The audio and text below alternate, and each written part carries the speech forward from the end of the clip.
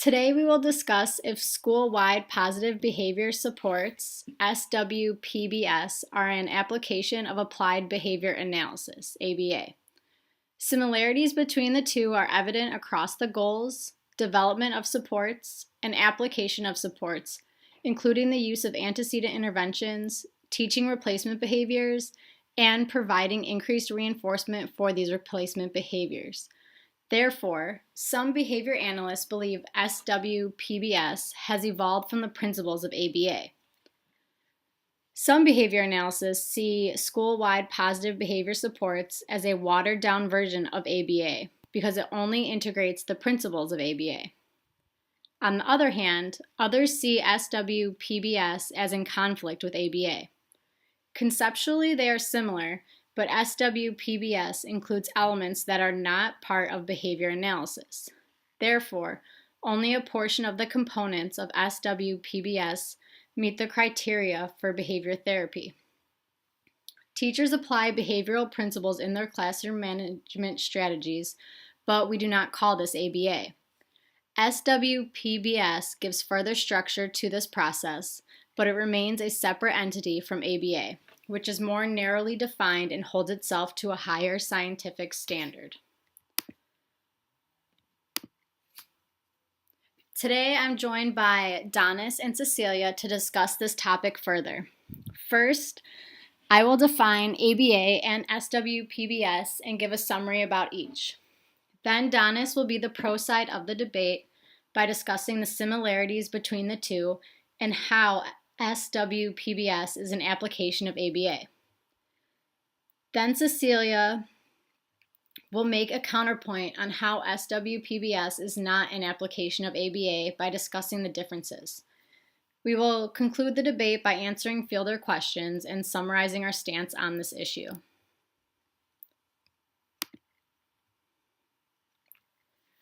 Before comparing ABA and school-wide positive behavior supports, or SWPBS, we'll first review ABA and SWPBS.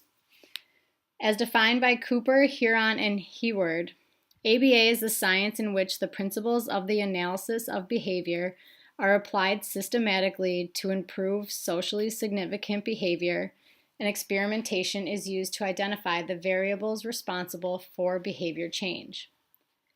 ABA involves a systematic process including the assessment of behavior and the development of an operational definition of the behavior, the development and implementation of interventions that are based on the target behavior, and using reinforcement to elicit and maintain appropriate behavior. Additionally, data are continuously collected and utilized to guide treatment decisions and to measure outcomes and treatment fidelity.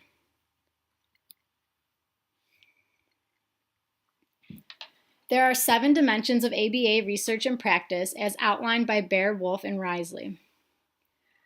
The first one being applied. Applied means it investigates socially significant behaviors with immediate importance to the subject.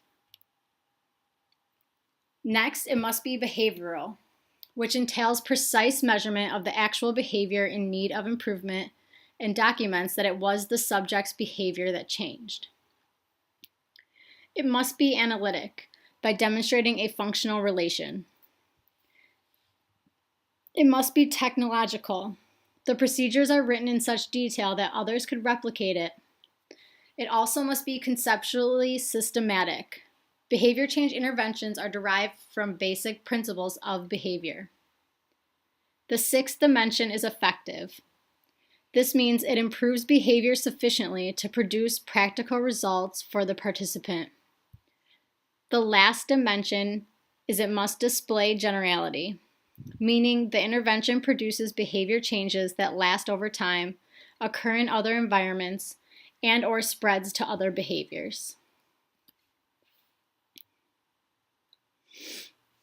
School-wide positive behavior supports is a comprehensive system of support that is a framework for improving the academic and social outcomes for students and is currently being implemented in well over 21,000 schools.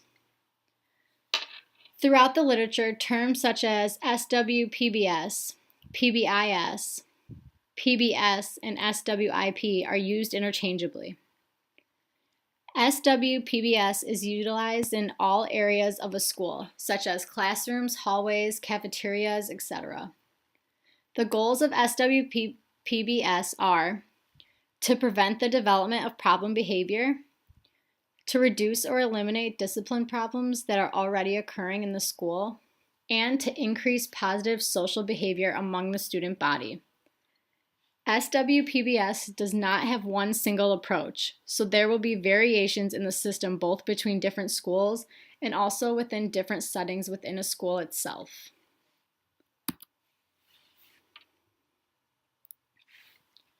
However, there are going to be some similarities among SWPBS programs, such as a team-driven approach to developing and maintaining changes in the systems in a school, the analysis of school data in order to identify what discipline problems are continuing to reoccur and which settings are usually the locations for those problems, which is done through a functional assessment. The development of student rules and expectations based on that functional assessment. The use of an incentive program to promote appropriate student behavior. A continuum of consequences for rule violations. A curriculum to teach students, faculty, and staff about the expectations, rules, and rewards program, and the evolution of the efficacy and fidelity of the program by monitoring school data.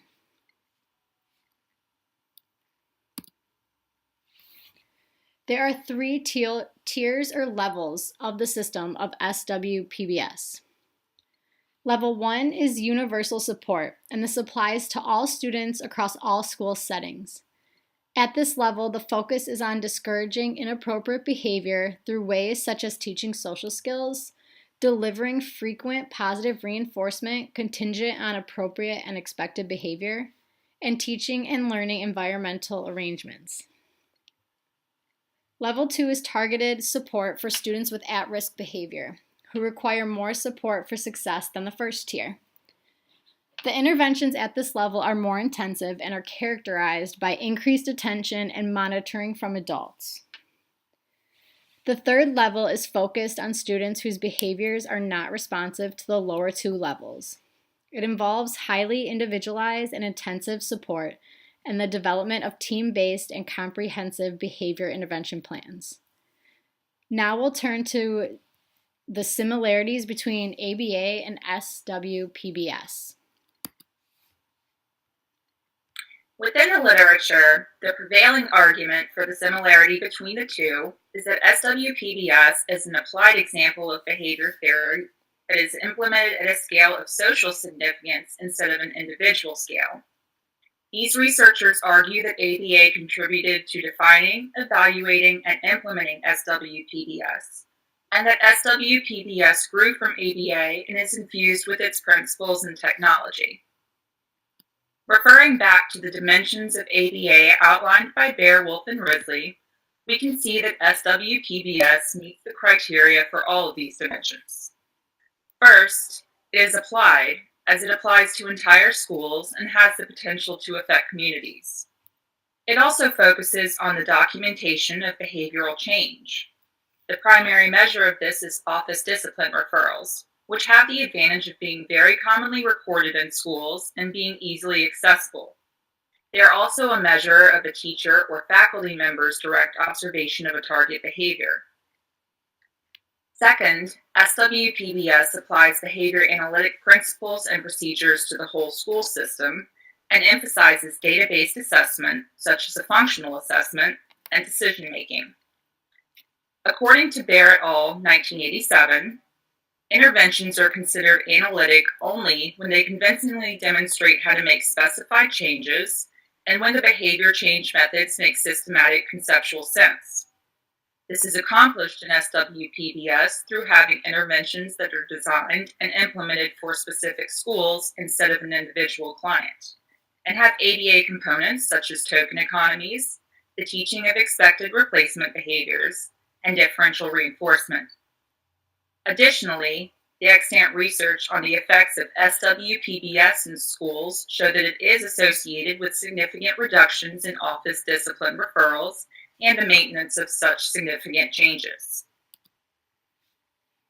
SWPBS also meets the dimension of being technological, as it strives for implementation fidelity through a number of ways, such as team-based leadership, requiring at least 80% of faculty and staff approval and agreement to implement the plan, support and leadership from the administration, teaching faculty and staff to implement the plan with accuracy and fluency, the use of scripts, cues, and any other needed aids for implementation, ongoing training and professional development, the use of a reinforcement system for staff implementation, and the use of data to evaluate fidelity. SWPBS may also be considered effective as it applies behavior analysis theory and practices to systems-level analysis and change in a manner so that it will be durable and maintained over time. The literature indicates that this is the case and that SWPBS is associated with significant reductions in office discipline referrals. Finally, SWPBS displays generality, as it has been implemented in a wide range of schools, including elementary, middle, high, and magnet schools. It has also been implemented in both urban and rural schools, with studies showing the intervention to produce durable results across several years. So by examining how SWPBS meets the criteria for the dimensions of applied behavior analysis, we can see how they are similar. Another way we can see similarities between the two is by examining the goals, development of supports, and application of supports. And by doing so, we'll see that SWPBS is an application of ABA. They both have the common overall goals of improving the quality of one's life, teaching socially desirable behaviors, increasing positive social behaviors, and decreasing problem behaviors. Additionally, there are common elements between the two in the development of supports. For instance, both use functional assessments to identify areas in need of change or support and to determine the function of a behavior before designing and implementing interventions, with this being done at the individual level in ABA and at varying levels in SWPBS, ranging from the entire school at Tier 1 to the individual at Tier 3.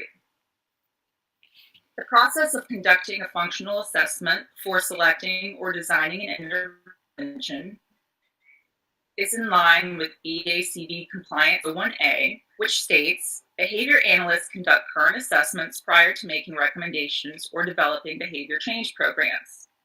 The type of assessment used is determined by the client's needs and consent, environmental parameters, and other contextual variables. When behavior analysts are developing a behavior reduction program, they must first conduct a functional assessment. Continuing with the similarities between ABA and SWPBS in the development of supports, the interventions implemented in both come from evidence-based practices and strategies. This is in line with Code 1.01, which states, behavior analysts rely on professionally derived knowledge based on science and behavior analysis when making scientific or professional judgments in human service provision, or when engaging in scholarly or professional endeavors.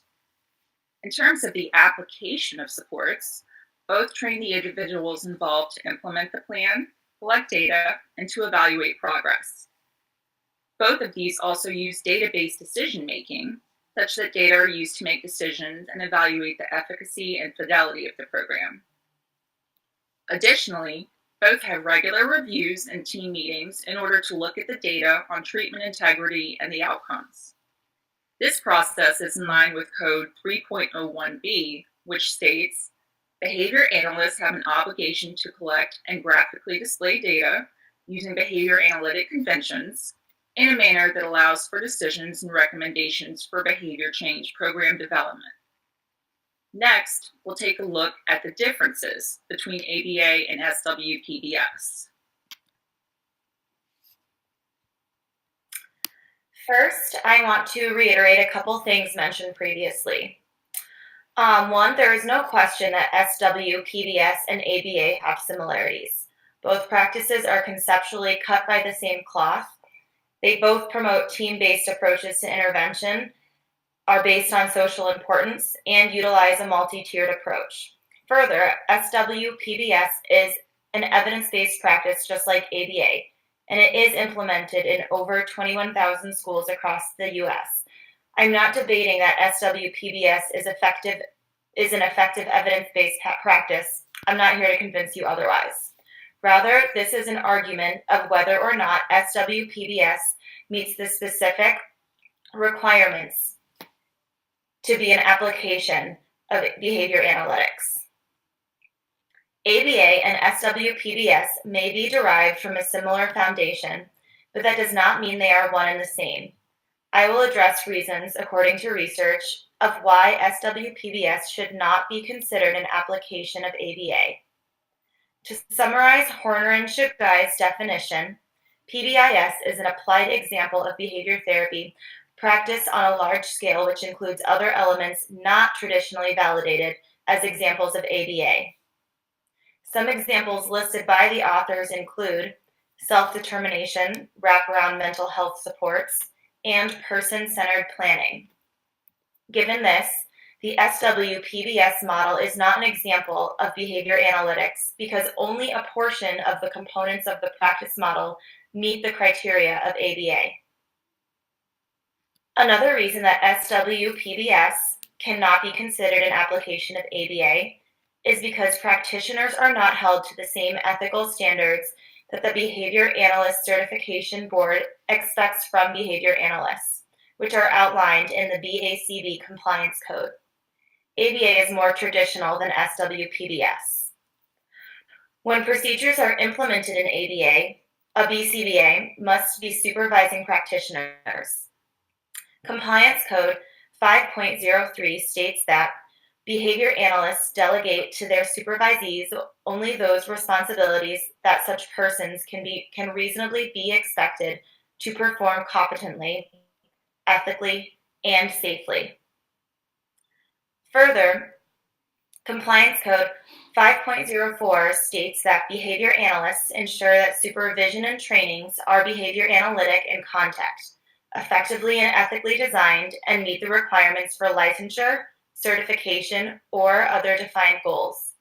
Behavior analysts, after finishing extensive schooling and training in the field, are required to pass an ABA examination and must maintain their credentials by continuing educational credits. This ensures that BCBAs are up to date with new research, methods, and best practices, which is outlined in Code 1.03, Maintaining Competence Through Professional Development, and it is vital in providing clients with the best practice. In school-wide positive behavior supports, practitioners do not have to be overseen by a BCBA. People overseeing SWPBS may have a background knowledge and credentials in education, but these credentials are not ensured to be in behavior analytics. SWPBS is a more flexible field than ABA and may differ from school to school or within the school, so procedures are not always consistently applied across practitioners. Less training is required, and behavior analytic credentials are not required to implement it. There is more room for interpretation of procedures in SWPBS, and it is less technical.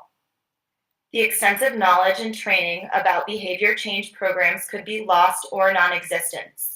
Competence, ethics, and safety are not regulated by the same procedures as ABA. Simply, if SWPBS would like to be considered an application of ABA, it must be in accordance with and maintain the ethical guidelines in the BACB Compliance Code. However, at this time, SWPBS practitioners are not held to the same code as those practicing ABA. The role given to cultural values in the two practices is another difference between ABA and school-wide positive behavior supports. In SWPBS, cultural values are a primary influence. Within PBIS, school administrators select and identify all cultural practices and behavioral expectations to be reinforced in school. For example, be respectful, be responsible, be safe. Administrators also select behaviors to coincide with the broader culture of the school, which may or may not necessarily represent the culture of the student body. In ABA, behavior analysts rely on research literature and effectiveness of procedures when selecting their clinical interventions, as stated in Code 2.09, Treatment Intervention Efficacy.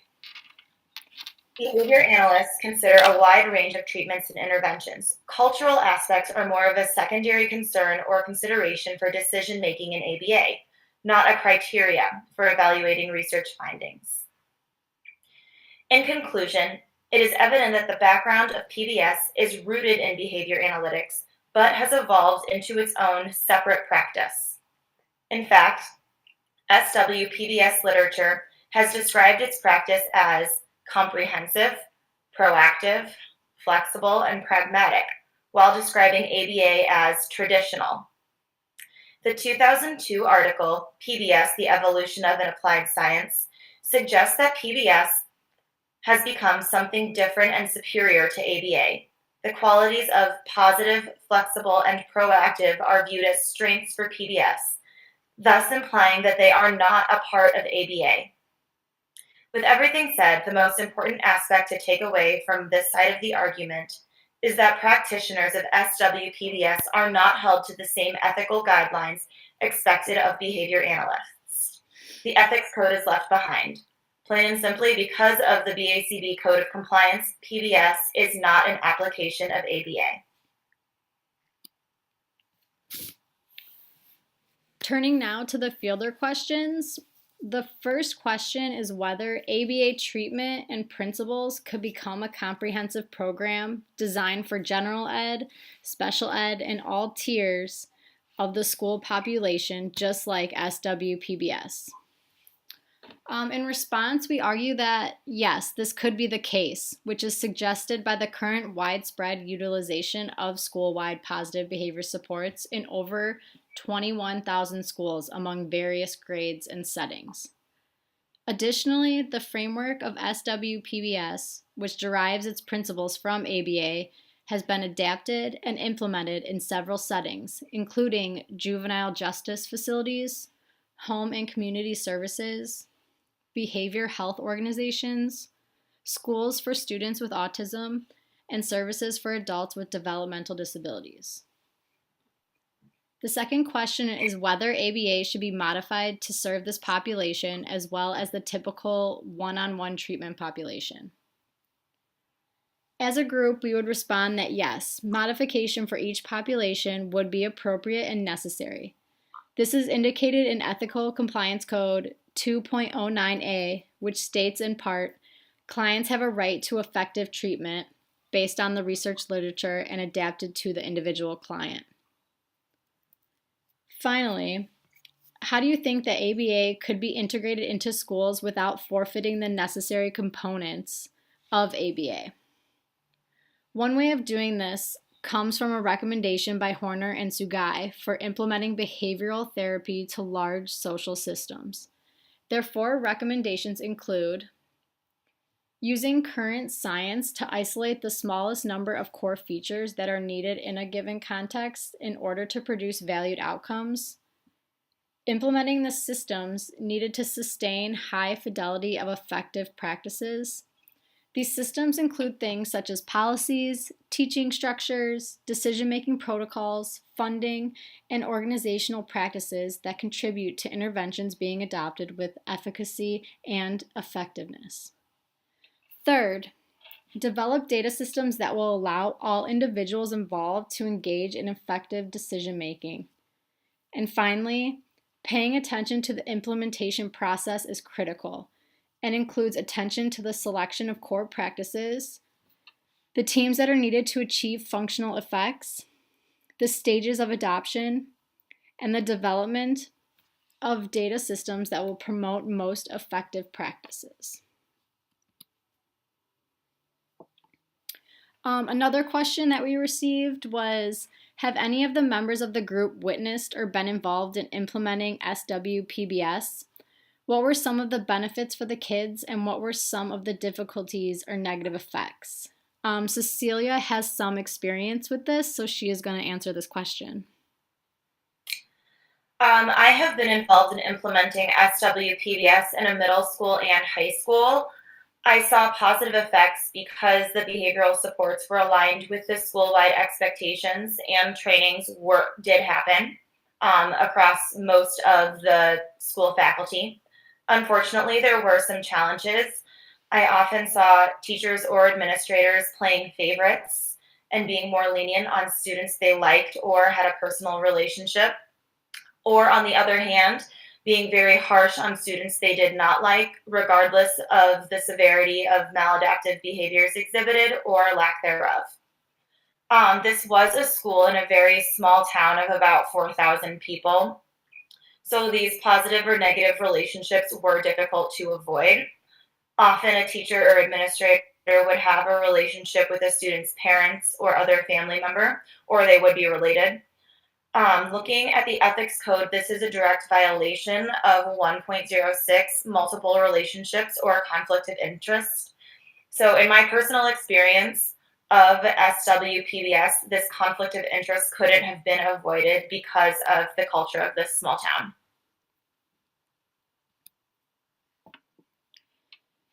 So, in summary, there are similarities between ABA and school-wide positive behavior supports.